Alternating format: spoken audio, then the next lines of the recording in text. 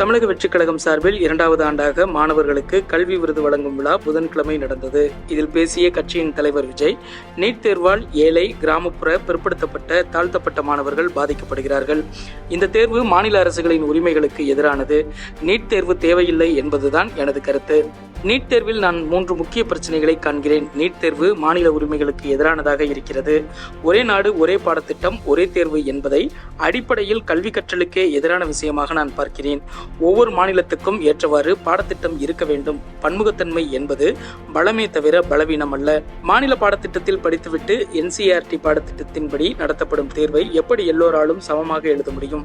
அதுவும் மருத்துவ கல்விக்கான நுழைவுத் தேர்வை எழுதுவது என்பதை யோசித்து பாருங்கள். 3வதாக, நீட் தேர்வு குளறுபடிகள் பற்றி நாம் நிறைய செய்திகளை வாசித்தோம். அதன் மூலம் நீட் தேர்வு மீதான நம்பகத்தன்மையே மக்களுக்கு போய்விட்டது.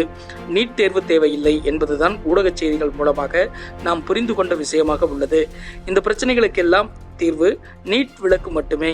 நீட் தேர்வை ரத்து செய்ய கோரி தமிழக அரசு கொண்டு வந்த சட்டப்பேரவை தீர்மானத்தை நான் மனப்பூர்வமாக வரவேற்கிறேன் என்று விஜய் தெரிவித்தார். நான் பட்டம் பெறும் காலத்தில் ஒருவர் BA பட்டம் பெற்றால் உடனடியாக ஒரு பெயிண்டரை அழைத்து BA என்று போர்டு எழுதி மாட்டுவார்கள். காரணம் என்னவென்றால் அந்த ஊரிலேயே ஒரே ஒரு BA தான் இருக்கும். ஆனால் இப்போது நாய் கூட BA பட்டம் வாங்கும் நிலை வந்துவிட்டது நம்ம ஊரில் என்று நீட் தேர்வுக்கு எதிராக திமுக நடத்திய ஆர்ப்பாட்டத்தில் அக்கட்சியின் அமைப்பு செயலாளர் RS பாரதி பேசியது சர்ச்சையை ஏற்படுத்தியுள்ளது. அதற்கு அவர் விளக்கம் ஒன்றையும் அளித்துள்ளார். அவரின் இந்த பேச்சு சர்ச்சையான நிலையில், ஒரு காலத்தில் ஒரு சில பிரிவினருக்கு மட்டுமே கிடைத்த கல்வி அனைவருக்கும் கிடைக்க காரணம் திராவிட இயக்கம்தான் என்பதே தனது பேச்சின் நோக்கம். மேலும் நாய் கூட BA பட்டம் பெறுகிறது என்பது உள்நோக்கத்துடன் சொல்லப்பட்ட கருத்து அல்ல என்று RS பாரதி விளக்கமளித்துள்ளார். தமிழகத்தில் இன்று நாய் கூட BA பட்டம் வாங்குகிறது என்று பேசியதன் மூலம் ஒட்டுமொத்த மாணவ சமுதாயத்தையே RS பாரதி அவமானப்படுத்திவிட்டார் என அண்ணாமலை கண்டனம் தெரிவித்துள்ளார். அதேபோல நீட் தேர்வு வருவதற்கு முன்பு அரசு மருத்துவக் கல்லூரிகளில் அரசு பள்ளி மாணவர்கள் சேர்க்கை விவரங்களை பலமுறை வலியுறுத்தியும் திமுக அரசு அமைத்த குழு வழங்க மறுப்பது ஏன்?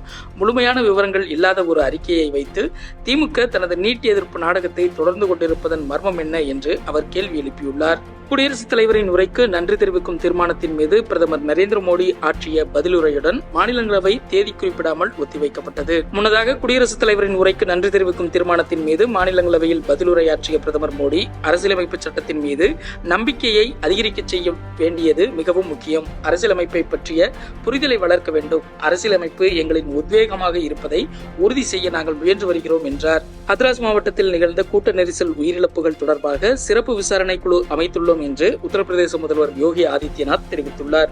மேலும் இச்சம்பவத்தை பல கோணங்களில் விசாரிக்க வேண்டியுள்ளதால் நீதி விசாரணை நடத்தவும் மாநில அரசு முடிவு செய்துள்ளதாக அவர் தெரிவித்தார். சம்பவ இடத்தை நேரில் பார்வையிட்ட பின் செய்தியாளர்களிடம் பேசிய யோகி ஆதித்யநாத், மீட்பு நடவடிக்கையில் கவனம் செலுத்துவதே எங்கள் முன்னுரிமை. மொத்தம் 121 பக்தர்கள் உயிரிழந்துள்ளனர்.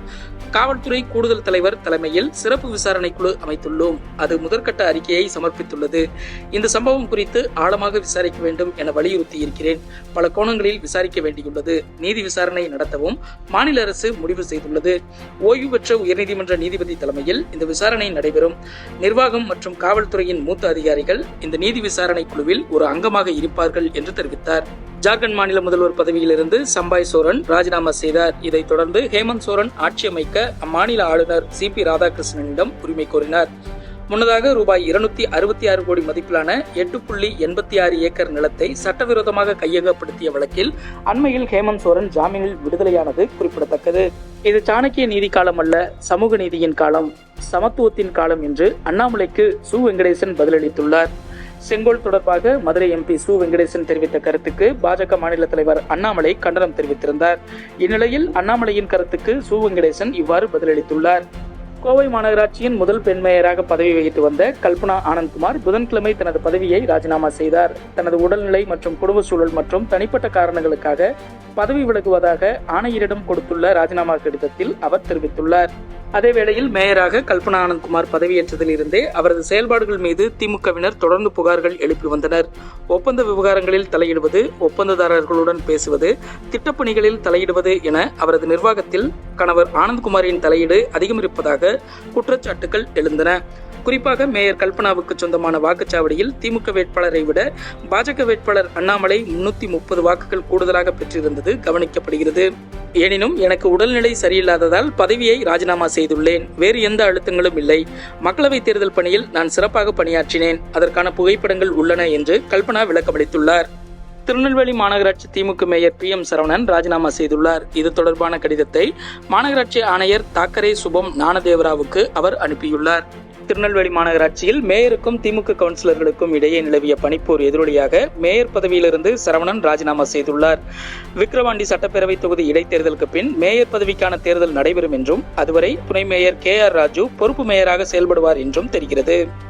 அசாம் மாநில வெள்ளத்தில் இதுவரை 38 பேர் உயிரிழந்தனர். 28 மாவட்டங்களைச் சேர்ந்த சுமார் 12 லட்சம் பேர் பாதிக்கப்பட்டுள்ளனர். சுமார் 8 லட்சம் கால்நடைகள் பாதிக்கப்பட்டுள்ளன. ஒரே நாளில் 74 சாலைகள், 6 பாலங்கள் மற்றும் 14 அணைக்கரைகள் சேதமடைந்தன.